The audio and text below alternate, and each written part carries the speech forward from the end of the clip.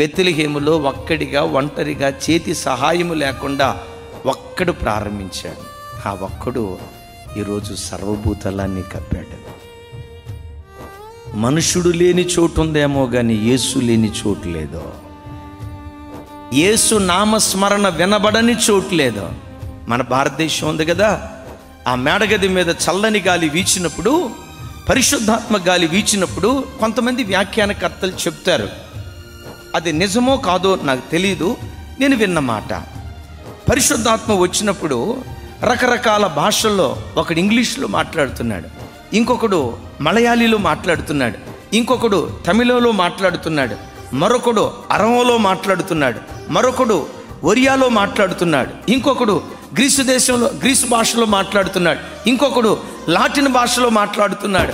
ఇట్లా నానా భాషలు వాళ్ళు మాట్లాడుతూ ఉంటే ఆ యెరూషలేములో జరిగే పెంతెకోస్తు పండగట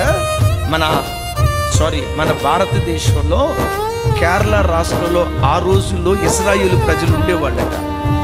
ఈ పెంతెకోస్తు పండగ నిమిత్తం కేరళ ప్రాంతం నుంచి పెంతెకోస్తు పండగ ఆచరించడానికి యెరూషలేంకి వెళ్తే పరిశుద్ధాత్మ వచ్చినప్పుడు వాళ్ళు నానా భాషలు మాట్లాడుతూ ఉండగా వారిలో తోమ అనే వ్యక్తి మలయాళీ మాట్లాడటం ప్రారంభించారు. ఈ కేరళ ప్రాంతం నుంచి వెళ్ళినటువంటి యూదులు ఏంటి, ఈ వ్యక్తి మలయాళీ మాట్లాడుతున్నాడేంటి పరిశుద్ధాత్మతో, ఇతనికి మలయాళీ వచ్చా అని ఆ కార్యక్రమం అంతా అయిపోయిన తర్వాత ఈ కేరళైట్స్ వెళ్ళి ఆయన్ని పట్టుకొని, నువ్వు ఎప్పుడైనా భారతదేశం వచ్చావా? భారతదేశం నేను ఎప్పుడు వెళ్ళలేదు. కేరళకి ఎప్పుడైనా వచ్చావా? భారతదేశమే తెలియనప్పుడు ఇంకా కేరళ ఏం తెలుస్తుంది అన్నట్లుగా చూస్తున్నాడు. ఇక మలయాళీ వచ్చా? మలయాళీనా? మలయాళీ అంటే ఏంటి? ఇందాక నువ్వు మాట్లాడేవు కదా ఆ భాష మలయాళీ భాష, నీకు మలయాళీ వచ్చు కదా? లేదయ్యా, నాకు అరామిక్ భాష తప్ప, హిబ్రూ భాష తప్ప నాకు వేరే భాష రాదయ్యా. మరి వేరే భాష రానప్పుడు మలయాళీ ఎలా మాట్లాడావు? ఇందాక నేను మలయాళీ మాట్లాడానా? అవును, నువ్వు మాట్లాడింది మలయాళీ. అప్పుడు వాళ్ళు చెప్పారట, అవును నువ్వు మలయాళీలోనే మాట్లాడావు. అప్పుడు తోమా గారు అన్నాడట, మాట్లాడింది నాలో ఉన్న పరిశుద్ధాత్ముడు నా ద్వారా మలయాళీ భాష మాట్లాడించాడు. ఆ యూదులు యేసుక్రీస్తుని అక్కడికక్కడే స్వరక్షకునికి అంగీకరించి, అయ్యా అట్లయితే మా ప్రాంతానికి సువార్త కోసం రా అని అంటే వస్తాను అని చెప్పి రాలేకపోయాడట. ఆ తర్వాత గండోఫర్ రాజు అని ఒక రాజు ఆ ప్రాంతానికి వెళ్ళి నిర్మాణం నిమిత్తం తోమా గారిని ఇక్కడికి తీసుకొచ్చి ఇలా కొంతకాలం జరిగిన తర్వాత విచిత్రం చూడండి. ఓ రోజు ఉదయకాలం ఇలాగే తోమా గారు సముద్ర మార్గం గుండా నడుచుకుంటూ వెళ్తున్నారు కేరళ ప్రాంతం. ఆ ప్రాంతంలో నిస్సగలిగిన కొంతమంది బ్రాహ్మణోత్తములు సూర్య నమస్కారాలు చేస్తూ, ఇందాక నేను చెప్పే కదా సూర్య భగవాన్ అనని, సూర్యుడినే దేవుడిగా ఆరాధిస్తూ, నదులను జలాలనే దేవతలుగా ఆరాధిస్తూ ఆ సముద్రంలో నిలవబడి బ్రాహ్మణోత్తములు స్నానం చేస్తా, గమనించండి, దోషుడితో ఇలా నీళ్లు పట్టుకుని ఇలా నీళ్లు సూర్యుడికి ఎగరేస్తా ఆరాధన చేస్తారు. దీనికి అర్థం కాదు, దేవుడు సూర్యుడు లాంటి వాడు కానీ సూర్యుడు కాదుగా. దేవుడు నీళ్ల వంటి వాడు కానీ వరుణుడు కాదుగా. దేవుడు గాలి వంటి వాడు కానీ దేవుడు వాయుదేవుడు కాదు కదా. ఏంటి ఇలా చేస్తున్నారు అని చెప్పి అట్లాగే ఆగిపోయాడు.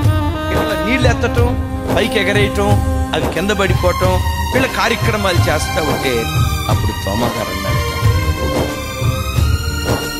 నేను మీ భక్తిని కించపరచను, సృష్టి దేవుని వలన కలిగి, అయితే నేను సృష్టిని ఆరాధించే మీరు, ఆ సృష్టిని సృష్టించిన సృష్టికర్తను మీరెందుకు ఆరాధించకూడదు?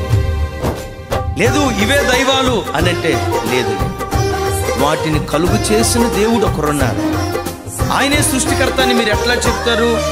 ఒక చిన్న సూచన చూపిస్తా, ఆ సూచన చూసి మీరు అంగీకరిస్తారా? ఏంటి ఆ సూచన? ఒకవేళ అదే దేవుడైతే మీరు చెయ్యండి. మీరెల్లా దోషుడితో నీళ్లు పట్టుకొని అట్లా ఎగరేసినప్పుడు ఎగరవేయబడిన నీళ్లు అలాగే ఎత్తులో నిలిచిపోవాలి. గురుత్వాకర్షణకు లోనే నేల మీద పడకూడదు, మళ్ళా నీళ్ళలో పడకూడదు. నెంబర్ 1. రెండోది, ఎక్కడైతే దోషుడితో నీళ్లు తీసుకున్నారో అక్కడ గుంట ఏర్పడింది కదా, ఏర్పడిన గుంట అలాగే ఉండిపోవాలి. వీళ్ళు అన్నారంట, ఆకాశంలో నీళ్ళు ఎగరేసిన తర్వాత భూమికి ఉండే స్వభావం ఏంటి? గ్రావిటేషనల్ ఫోర్స్ నాకు బాగా గుర్తుంది, 9.81 ఎంతో ఉంది.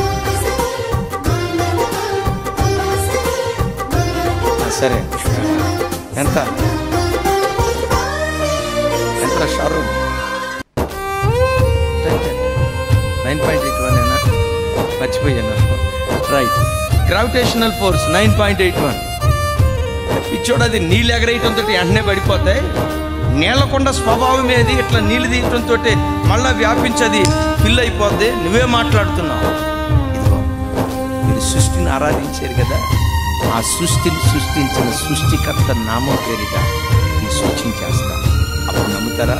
నువ్వు చెయ్యి, నమ్ముకోకపోతే అప్పుడు మేము చెప్తాం. నువ్వు చెయ్యి అన్నారు. ఆయన వచ్చాడు.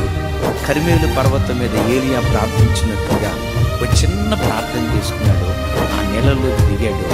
దోషుడితో నీళ్ళు ఇట్లా పట్టుకున్నాడు. అట్లా ఎగరేసి మునిపే పడిపోతాయి అని వాళ్ళు అనుకుంటూ ఉంటుండగా ఎగరవేయబడిన నీళ్లు మధ్యలో అట్లాగే నిలిచిపోతే వాళ్ళు ఆశ్చర్యపడి ఇదేమన్నా మ్యాజిక్ ఏమో అని అనుకొని నీళ్ళు అట్లాగే చూస్తా, సరే కింద ఎట్లా ఉంటుందో చూద్దామని చెప్పి కిందకు చూస్తే విచిత్రం తెలుసా? ఎక్కడైతే దోషుడితో నీళ్లు పట్టుకున్నాడో దోషుడితో నీళ్లు పట్టుకున్న చోట గుంట అట్లాగే నిలిచిపోయిందట. ఆ సూచన చూచిన మరుక్షణమే కేరళ ప్రాంతంలో బ్రాహ్మణ కులాలలో ఉన్నతమైన కులం గమనించండి. కులాల్లో కూడా ఈ కులాలు చూడండి, మాలంట పెదమాలంట, మాదిగంట పెదమాదిగంట, అమ్మ కమ్మంట ఇంకా అంటారు కదా పెదకమ్మ, చౌదరి అంట. మళ్ళీ వీటిలో ఇంకా వర్ణాలు తెగలు.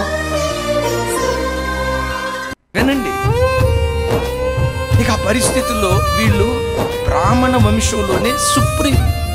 వాళ్ళను నాయర్స్ అంటారు. అంత ఉన్నతమైన కులంలో, వాళ్ళ భాషలో అంత ఉన్నతమైన కులంలో పుట్టిన ఈ బ్రాహ్మణులు ఈ అద్భుతం చూడటంతో వెంటనే యేసుక్రీస్తును స్వరక్షకునిగా అంగీకరించారు.